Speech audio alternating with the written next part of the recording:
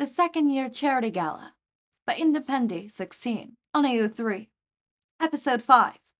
Chapter 3. Quick Thinking.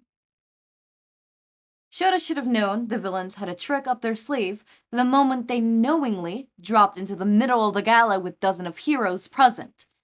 But instincts had kicked in, and he had gone to fight before he stopped to actually think about it. Even if he had, though, there was no way he could predict the way he and his colleagues had been dropped into this. What? Where were they? He was interrupted in his thoughts by an eerie, echoing voice that didn't seem to have a source. It wasn't even a voice he heard, just something he felt, the words seeping into his bones and implanting into his brain in a way that didn't feel natural.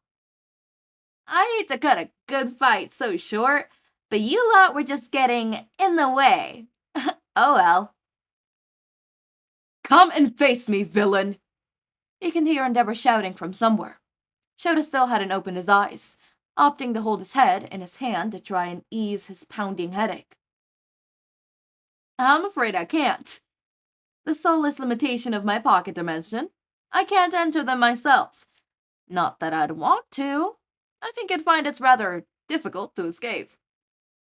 A hand fell on his shoulders.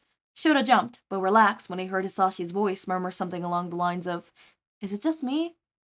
He relaxed again, without opening his eyes. He moved one hand to rest on top of Hisashi's. The moment was ruined when Endeavor's indignant voice cried, "I will find you, wherever you may be, and I will take you down." Shouta rolled his eyes. Very funny, Todoroki-san. Though, if you put all that extra hard work to find the exit from my maze, I suppose I could let you back to fight some more. It might be fun. Good luck. The strange voice dissipated, along with Shota's headache. He barely took his surroundings. They seemed to be in some kind of concrete labyrinth. The walls stretched up and up until connecting a hard ceiling, enclosing each path, presumably to prevent those with airborne quirks from flying over the top.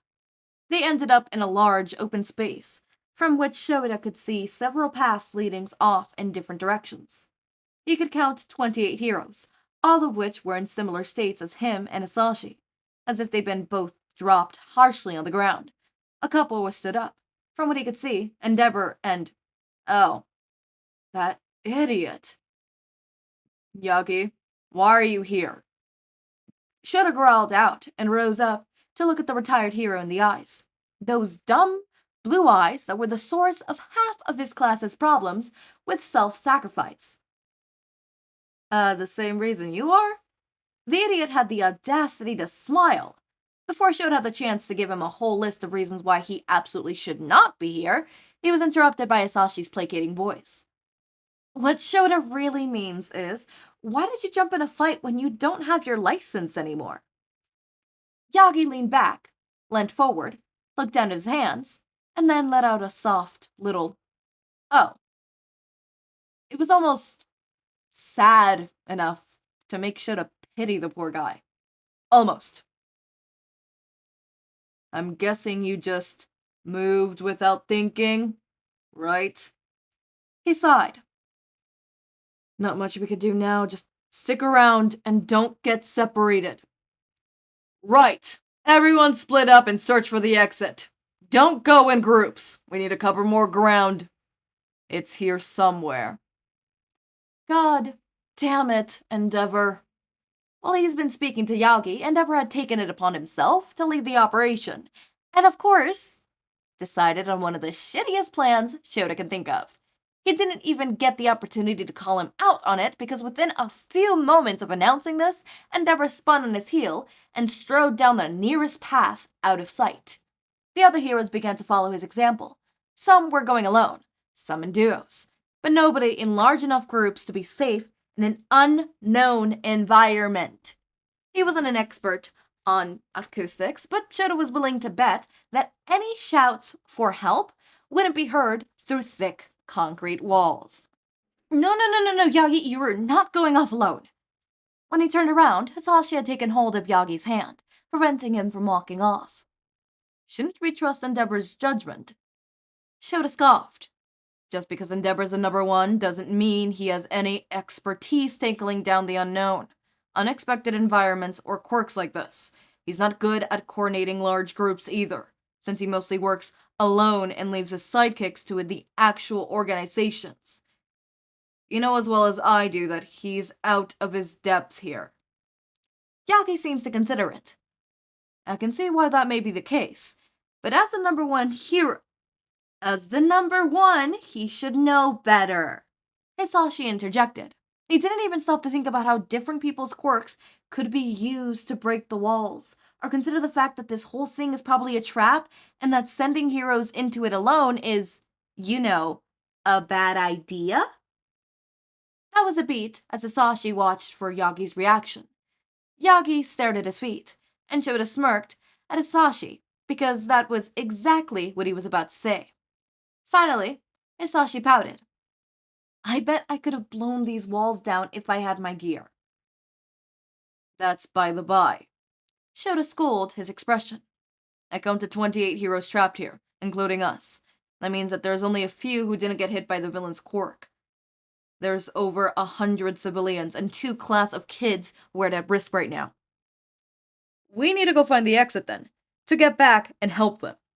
Yagi's voice went up at the end, turning the statement into a question. If the exits even exist, Hisashi's right. This is very likely a trap to lure us into danger. But on the off chance that it does, we should go looking for it. Hisashi let go of Yagi's arm to give his shoulder a good pat. You're coming with us, old man.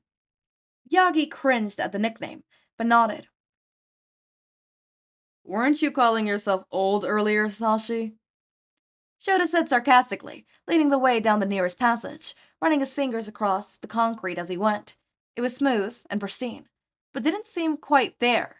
He had the sensation of touch, but it felt dampened, numbered by the fuzzy feeling in his head, which was persistent even after the headache had gone. Don't remind me.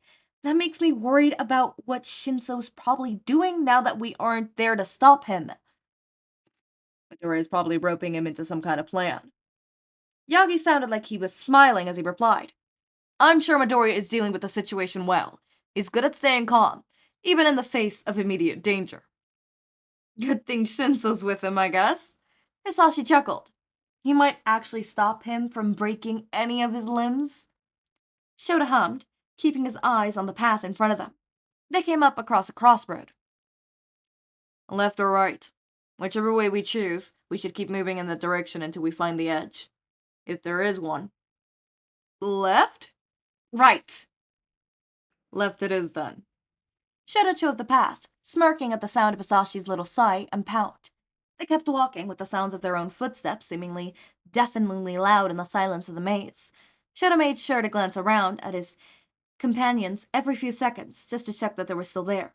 Hisashi was rambling on about the abysmal effect most people had to put into their gala outfits, and presumably showing off to Yagi his gold, sparkly tux, which he managed to find for the occasion. Yagi occasionally hummed and murmured little things like, "Oh, I see," in response, sounding a little awkward. Shouta rolled his eyes.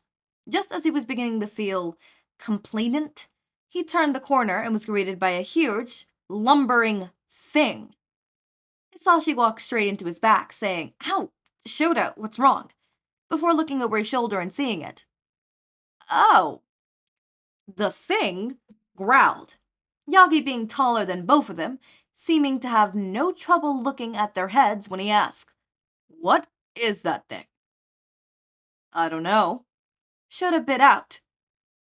"But I hardly think it's friendly." The thing appeared to be some kind of wolf, its midnight black fur reminding Shouta of Shirokuma, that warped villain's void. Except it was too different to be at all related. Each fleck of fur came off in a wisp that faded and seeped into the concrete walls, the eyes and teeth of the creature being only parts which looked physical and real. The teeth, which, at this moment, snapped at the 3 of them. The wolf looked far too big to fit down the narrow passage, or rather, it looked too perfectly fit, too convenient. There was just too little space to prevent escaping it, but just enough to allow the wolf wide enough movements. And move the wolf did. Within a few seconds, it had sprinted towards them. Shouta only had time to react and put his hands up to his capture weapon, let alone actually use it, before he found the creature was at least 3 times his height as it loomed over him, teeth dangerously close. There was a frozen second of, "There's no way I can move in time to get this out." Shouta could see those jaws approaching in slow motion. His whole world zeroed in on them, as light glinted off them unnaturally. And he had a moment to go. Hey, wait. Where's the light coming from? That split second of impending doom was broken unceremoniously by a loud, flamboyant blonde. Hisashi's hands tugged in the back of his capture weapon, unbalancing him and forcing Shouta back, while he stepped forward and screeched. The wolf was blown back to the other end of the pathway, scrambling to its paws to stay upright. Hisashi cut off the scream with a broken cough. He turned back to them sheepishly. "Sorry, should have warned you two. Your ears should be okay though, since it wasn't directed at you." Shouta just nodded. Yagi was watching with awe. He probably hadn't watched Hisashi fight without his gear before. While the equipment was able to control and direct his voice, it also regulated volume and power when Hisashi wanted it to. Without it, he was a bit of a blunt instrument, as he joked to Shouta before. He didn't dwell on it, choosing instead to refocus on the wolf. It had been affected by sound waves, so it should be physical enough for Shota's capture weapon to hold onto it. He dug into his pocket for a pack of earplugs he kept on himself at all times, just in case, putting some in his ears and handing another pair to Yagi. He turned back to Hisashi and sent him a meaningful look. Hisashi nodded back. The wolf was starting to come closer again, having taken a moment to rebalance himself. The second the capture pushed into a run, it was swept back by Hisashi's powerful voice.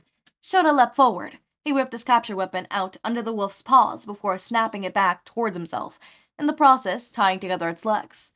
With a wobble, a growl, and a stumble, it fell. This was unexpected. What Shouta did not expect, however, the moment it hit its head on the wall, was for the wolf to crumble and disappear into a wisp of smoke. It was gone. The loops of his capture weapon limply drifted to the floor. Hisashi, for once, was silent in shock. The first to dare to speak was Yagi. "That's interesting." Shouta huffed, putting his capture weapon back to sit snugly around his neck. "One word for it, I guess." He took a few strides over to the spot the wolf had been, crouching down to examine the floor and the wall. Nothing. There was no trace of the wall that had ever been rammed into by a giant creature. He reached out and gently pressed his fingers against it. The same unnaturally smooth, numb texture he felt before. "This place isn't real." He could practically hear the wind dissipating with the speed Hisashi whipped his head around to look at him. "How do you know that?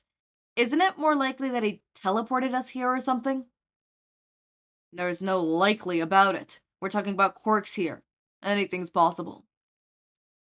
"You think the villain was telling the truth about us being in a pocket dimension?" "He had no reason to lie." Yagi piped up behind them. "I think you're right. Everything about this place feels wrong. Not quite real. These walls are too clean. Even if they had just been created with a quirk like Cemento's, they still should have some kind of marking from where the wolf hit it. There's nothing." "But if we're not in a real place," Hisashi said, voice filled with dread, "does that mean our bodies are still out there? They could do anything. We might already be dead." Shouta hummed. "I don't think so. If that were the case, they wouldn't have come up with this maze to occupy us. Instead of being trapped with this quirk, they would have just knocked us out properly while they could." "So these are our physical bodies in a pocket dimension." Hisashi seemed to be thinking it over. "Yes. So if we were harmed here, then we're harmed in real life." Yagi finished, locking eyes with Shouta. Hisashi also understood what they meant. "Then the others, they don't know. They'll get attacked by one of those things, and they could die, and they're alone. We have to go help them." "We have no idea where they are." Shouta sighed, looking up and down the empty pathway where they stood. This whole time we haven't seen anybody. If this maze is a production of a quirk, it could be moving us around for all we know. But we don't know. Yagi leveled those stupid, self-sacrificing eyes at him, so we have to try and find them anyways. Shouta couldn't argue with that. Okay, alright. I ended up making the outro to this a little too long. Not the outro, the video thingy of this too long, so it's probably gonna last the whole outro and it's just gonna end at a random period, and it's gonna be funny. Just watch me water everything. This is before I got sprinklers. Do not shit on me, okay? I am new to the game. Okay, first, I did know sprinklers were a thing. But two, I was in the process of trying to get sprinklers, but also the mines scare me. Mind you, the reason they scare me is because I lost my sword. I think you see me in the mines and I am using a sheath. Like those sheaths, the thingies that you use to take away all the grass and stuff. I'm using that because I lost my sword. Sword gone. Lost. Forever lost in the abyss that is just the unknown, okay? I don't have a sword. Point blank. I don't got a sword. Alright? So imagine that. I don't got a sword. Right? I have to use something that's not a sword. That shit is scary, okay? Alright? It's scary. It is scary. It is fucking terrifying. Ignore that notification. It is fucking terrifying, okay? So, I don't like going to the mines. I actually now have sprinklers, but they're fucking useless because it's fucking winter and I don't have a greenhouse, so... shooting myself. I should probably advance a lot more faster in the game. I've seen some people that already is, like, so completed with the game at that level, and I'm like, what do you mean? What do you mean you're at winter of the first year and you're already so far ahead of me? I don't know what the fuck I'm doing. Okay? I didn't know how to craft. Okay? I didn't know how to craft. I was new to the mines. I'm actually stuck on the mines now because it is dark as fuck. And, like, that's not even the problem. The problem is it's dark as fuck and I can't find the little thingy for the next level, okay? Little thingy to go to the next level, and it's getting annoying. Okay? Okay? Okay? Okay? Okay. See, I'm going down to the mines, and what the fuck do I have? I have that fucking sheath again. I have that sheath. You know how fucking terrifying that sheath is? I did get a sword. I was so happy when I got the sword. Searching online how to get sword back. Because mind you, I did not have my sword. My sword was taken from me. Okay, it's not that I lost it. No, it was taken from me. I died in the mines. And they took my sword away. So I never want to die in the mines ever again, because what if they take my goddamn pickaxe? What the fuck am I gonna do then? Actually, what the fuck am I gonna do? They can't do that, right? They can't take my pickaxe, right? Because if they take my pickaxe, what the fuck am I gonna do? I can't purchase another pickaxe. Right? I was trying to figure out, can I craft a sword? Is this, Minecraft question mark? Nope, you can't craft a sword. You can't, just, if you lose your sword, you lose your sword, and you have to wait till you go, I think it was level, 30?